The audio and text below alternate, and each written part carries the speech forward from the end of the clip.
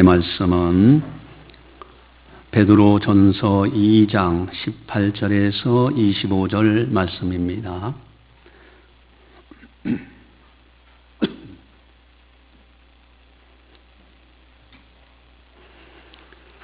이 말씀을 봉독할 때 살아계신 하나님의 말씀으로 들으시기를 바랍니다. 사환들아, 범사에 두려워함으로 주인들에게 순종하되 선하고 관용하는 자들에게만 아니라 또한 까다로운 자들에게도 그리하라. 부당하게 고난을 받아도 하나님을 생각함으로 슬픔을 참으면 이는 아름다우나 죄가 있어 매를 맞고 참으면 무슨 칭찬이 있으리요. 그러나 선을 행함으로 고난을 받고 참으면 이는 하나님 앞에 아름다우니라. 이를 위하여 너희가 부르심을 받았으니 그리스도도 너희를 위하여 고난을 받으사 너희에게 본을 끼쳐 그 자취를 따라오게 하려 하셨느니라. 그는 죄를 범하지 아니하시고 그 입에 거짓도 없으시며 욕을 당하시되 맞대어 욕하지 아니하시고 고난을 당하시되 위협하지 아니하시고 오직 공의로 심판하시는 이에게 부탁하시며 친히 나무에 달려 그 몸으로 우리 죄를 담당하셨으니 이는 우리로 죄에 대하여 죽고 의에 대하여 살게 하려 하심이라. 그가 채찍에 맞음으로 너희는 나음을 얻었나니 너희가 전에는 양과 같이 길을 잃었더니 이제는 너희 영혼의 목자와 감독 되신 이에게 돌아왔느니라. 아멘. 할렐루야. 가슴을 활짝 펴보세요. 활짝 펴시고 이렇게 의자에 등을 딱 대시고 그리고 여러분들이 다사다난한 세상 속에서 여러 가지 고민도 있고 나름대로 기도의 제목도 있을 줄 알아요. 그러나 하나님께 다 맡겨놓고 모든 걸 내려놓고 하나님 앞에서 순수한 마음으로 말씀을 들으시기를 바랍니다. 저를 쳐다보시면서 레슬리 페로트라는 분이 쓴 책이 있어요. 정성준 씨가 번역을 했는데 요단 출판사에서 나온 책입니다. 책 제목은 까다로운 사람 상대하기라는 책이에요. 뭔가 필요한 책 같지 않으세요? 까다로운 사람 상대하기. 그 당시 40년 전에 이 저자가 미국 해군에서 다른 포스 슈츠라는 윌리엄 슈츠에게 연구 과제를 줘서 연구한 결과를 보았어요. 그 결과는 해군 함정이 잠수함이 깊은 바다에 들어가게 되면은 그 안에 있는 승무원들끼리의 좋은 사람들끼리 만남이 상당히 중요한 거예요. 그래서 연구 과제는 갈등을 일으키지 않는 사람들로 승선을 할 수 있는 그 방법을 연구하라 하는 과제예요. 그래서 나름대로 슈츠라는 분이 열심히 연구를 해서 보니까 선성적인 적성, 그것이 좌우되는 아주 중요한 비결이다 하는 것을 보았습니다. 그래서 그 내용들을 지난 40년 전에 있었던 연구 결과 그것을 보고 소개하면서 이 저자는 레슬리 페로트는 100명 이상의 사람들을 쭉 조사를 합니다. 그리고 그 책에서 두 가지 중요한 단어를 써요. 모든 갈등하는 관계 속에서 이 저비용 유지관계, 고비용 유지관계, 즉 갈등 없는 좋은 사람들끼리 만나면 그렇게 노력하지 않고서도 좋은 관계를 맺어요. 이걸 저비용 유지관계라고 그래요. 반면에 고비용 유지관계는 까다로운 사람들을 만나. 그래서 그 관계를 맺기 위해서 많은 노력을 해야 돼요. 고비용이 들어가요. 그 15가지 유형을 제시하면서 설명을 하는 내용으로 되어 있습니다. 여러분, 우리가 이 잠수함에 들어가는 것처럼 어찌할 수 없는 직장 생활을 해야 될 때가 있어요. 그 속에서 저비용 유지 관계에 있는 좋은 사람만 만난다면 얼마나 좋겠어요. 그러나 고비용이 들어가는 까다로운 사람들을 만나면 어떻게 되냐 이거예요. 물론 견디지 못하면 나오면 되겠죠. 그러나 어쩔 수 없이 그곳에서 직장 생활을 하게 된다고 하면은 어떻게 이런 사람들을 상대해야 되는가? 특별히 기독교인으로서 어떻게 직장 생활을 아름답게 해야 되는가? 오늘 18절에 보면은 사환들아 하고 나와요. 직장 생활의 모습이에요. 까다로운 사람들 만나기도 하고 좋은 선하고 관용하는 사람들 만나기도 해요. 이럴 때 어떻게 그들을 상대하면서 살아가야 되는가 하는 거예요. 그래서 우리가 자주 기도하는 것 가운데 좋은 사람 만나서 좋은 일 많이 하기를 원합니다 하는 기도를 드릴 때가 있어요. 여러분, 자녀들이 직장 생활할 때 좋은 사람들을 만나서 좋은 일 많이 하며 살아간다는 게 얼마나 귀한지 몰라요. 그런데 더 중요한 것이 있어요. 여러분, 까다로운 사람들 만나지 않고 좋은 사람 만나는 것도 대단히 중요하지만은 더 중요한 것은 내가 먼저 좋은 사람이 돼야 돼요. 먼저 좋은 사람이 되고 좋은 사람을 만나야 되는 거예요. 그러나 어쨌든 현실은 다사다난하게 사람들을 만나게 됩니다. 과연 까다로운 사람들을 만났을 때 우리들은 어떻게 해야 되는가? 어떻게 그들을 상대해야 되는가? 오늘 18절 보니까 두 종류의 사람들을 소개하고 있죠. 우리 같이 함께 보도록 하겠습니다. 사환들아, 범사에 두려워함으로 주인들에게 순종하되 선하고 관용하는 자들에게만 아니라 또한 까다로운 자들에게도 그리하라. 아멘. 선하고 관용하는 좋은 사람들에게만 순종할 것이 아니라 까다로운 자들에게도 그리하라고 그렇게 말씀하고 있습니다. 여러분, 까다로운 사람들 만났을 때 어떻게 해야 될까? 참 고민스러운 부분이에요. 여러분, 먼저는 자신을 점검해 봐야 됩니다. 오늘 본문에 보니까 3가지 자신 점검 지표가 나와요. 우리 19절에서 20절까지 같이 한번 보겠습니다.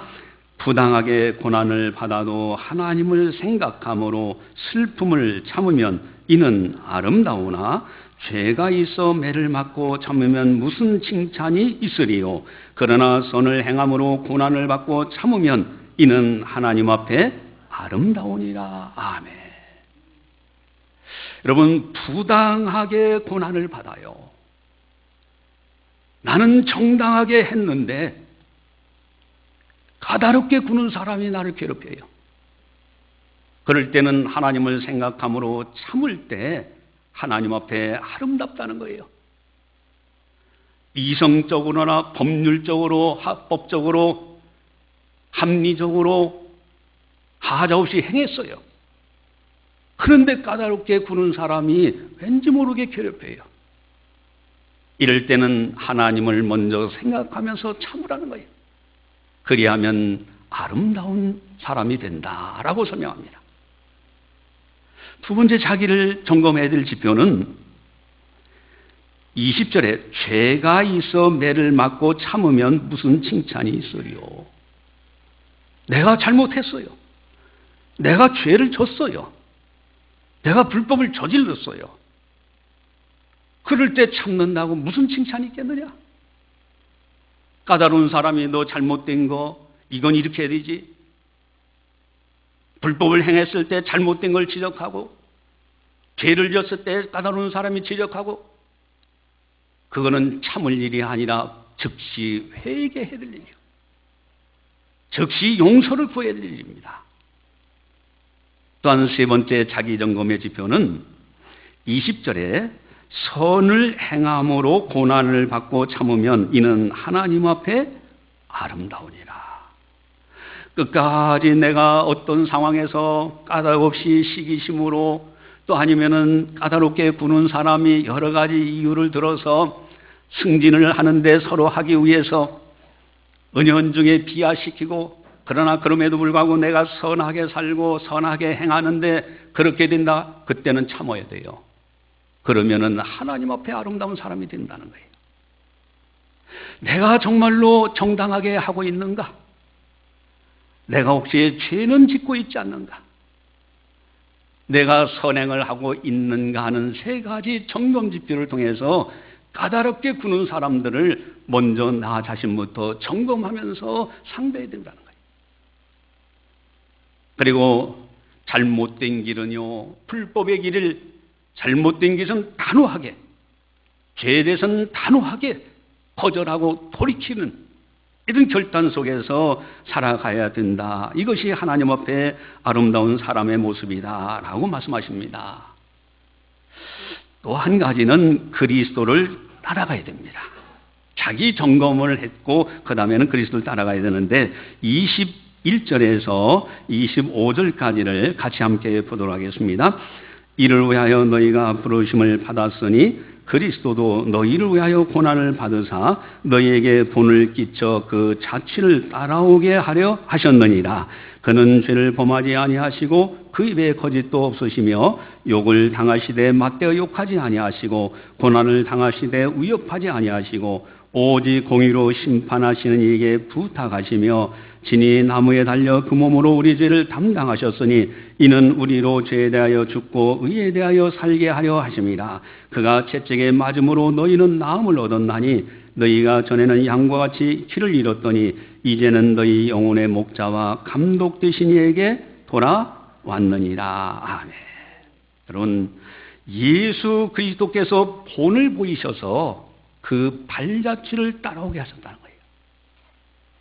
여러분, 직장에서 까다로운 사람을 만났을 때 어떻게 되느냐? 먼저는 나 자신을 점검해야 될 것이고 두 번째는 그리스도를 따라가야 돼요. 그리스도를 따라가는 아주 중요한 핵심의 초점이 하나 있어요. 그것은 23절에 오직 공의로 심판하신 이에게 부탁하시며, 이것이 핵심이에요. 내가 직접 갚으려고 하는 것이 아닙니다. 여러분, 까다로운 사람이 까다롭게 굴 때 가장 위험한 것은 감정이 흔들리기 쉽습니다. 그래서 그 사람한테 원수 갚고 싶고요. 아니면 그 사람을 모함하고 싶기도 하고요. 맞대어 욕하고 싶기도 하고요. 나는 정당하게 했는데 까다없이 그럴 때 견딜 수가 없어. 또 그리고 그때 참으면은 나만 억울한 거 아닌가? 그러나 우리 주님은 어떻게 하셨습니까? 공의로 심판하시는 하나님께 부탁하셨다고 되어 있어요. 여러분, 절대 억울한 것이 아니에요. 하나님은 다 알고 계십니다. 내가 정당하게 했는데, 내가 선하게 했는데, 내가 죄짓지 아니고 불법을 행하지 않았는데 까다없이 까다로운 사람이 괴롭힌다고 하면은 공의의 하나님께 부탁하는 거예요. 그리고 나는 끝까지 참는 겁니다. 이것이 직장 생활의 아름다운 모습이요. 그렇게 하는 사람들은요, 예수님처럼 죄를 범하지 않아요. 그가 나한테 죄를 범한다고 해서 나도 죄를 짓는 것이 아니에요. 입술로 거짓을 말하지도 않아요. 맞대어 욕할 필요도 없어요. 오직 공의로 심판하시는 하나님께 부탁하는 거예요. 그리고 나는 나의 갈 길을 가는 거예요. 그러면서 묵묵히 참고 직장생활하면은 마침내 까다로운 사람도 변화되어서 돕는 자로 바뀌어지는 역사가 일어나는 거예요. 하나님은 다 아시고 행하시기 때문에 그래요. 여러분, 요셉이라는 사람이 마리아라는 여인을 정혼하게 됩니다. 그런데 결혼하기 전에 마리아 여인이 잉태했다는 소식을 듣게 돼요. 그 당시 율법에 의하면 돌로 쳐 죽이라는 거예요. 요셉은요, 그 감정이 상해서 얼마든지 원수가 불 수도 있어요. 그러나 성경은 요셉을 의로운 사람이라고 부릅니다.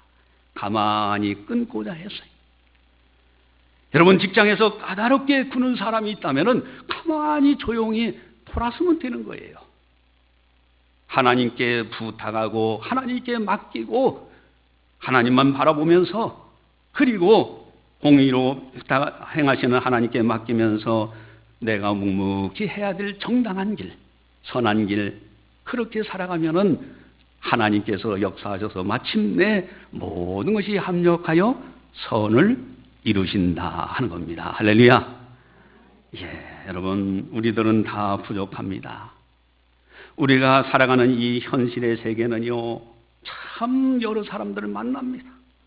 다사다난해요. 오늘 설교 제목은 까다로운 사람들. 이런 사람들을 만났을 때 어떻게 해야 되는가? 특별히 직장 생활할 때 어떻게 해야 되는가? 먼저 자신을 점검해보자. 그리고 그리스도를 따라가는 자세. 우리는 완전할 수 없어요. 그럼에도 불구하고 그런 자세를 가지고 할 때 그러한 사람들을 잘 상대하게 돼서 승리하게 된다라는 말씀이죠. 그런데 이 가운데서 가장 중요한 것이 있습니다. 여러분, 까다로운 사람들 만나지 않는 것도 좋은 것이고 또 만났을 때 이렇게 잘 극복하는 것도 중요한데 가장 중요한 것이 있어요. 그게 뭘까? 그것은 내가 먼저 까다로운 사람이 되지 말아야 돼요. 기독교인은 어디를 가든지 까다로운 사람이 되지 않아야 됩니다. 성령 받은 사람들은 성령의 열매들이 있어요. 사랑과 희락과 자비, 양선, 충성, 온유, 절제, 오래 참음, 화평의 열매, 오래 참음의 열매, 아름다운 9가지 열매들이 맺혀져 있어요. 까다로운 사람이 아닙니다. 오히려 선하고 긍정적이고 온유한 사람으로 바뀌어져야 돼. 까다로운 사람 만나지 않는 것도 복이요. 까다로운 사람 잘 상대해서 선하게 하는 것도 아름다운 것이요. 더 중요한 것은 내가 먼저 까다로운 사람이 되지 말자는 겁니다. 이것이 아름다운 모습이다. 여러분들의 직장 생활은 어떤가 하는 것입니다. 이 어느 가정에, 어느 교회에서 있었던 일인데, 이 가정의 여자 부인은 집사님인데 교회 열심히 나와서 충성봉사를 해요. 교회에서 열심히 봉사하고 그러니까 남편도 그걸 인정해요. 그런데 이상한 것은 남편과 자녀들이 교회를 안 나오는 거예요. 어느 날 목사님이 신방을 갔습니다. 그래서 남편하고 단둘이서 독대를 하게 돼요. 아니, 왜 교회 좀 안 나오십니까? 같이 나와서 신앙생활 합시다. 그랬더니 이 남편이 하는 얘기가, 우리 집사람이 교회에 열심히 충성봉사하는 거 제가 알고 있습니다. 그런데 집에만 오면 벼락입니다. 성질을 내기 시작하면은 나와 내 자녀들은 그만 다른 방에 가서 숨습니다. 도저히 못 나가겠습니다. 그러니까 목사님이 들으시고 그 부인을 조용히 이제 교회에서 불렀어요. 그 집사님을 불러가지고 자초지종이 얘기를 합니다. 당신 성질이 그렇게 벼락이라서 남편이 교회 도저히 못 나가겠다 하는데 이거 좀 바꿀 수 없는 거냐고. 그랬더니 집사님이 부끄럽기도 하고 그러면서 알겠습니다 하고 목사님 이제 나갔어요.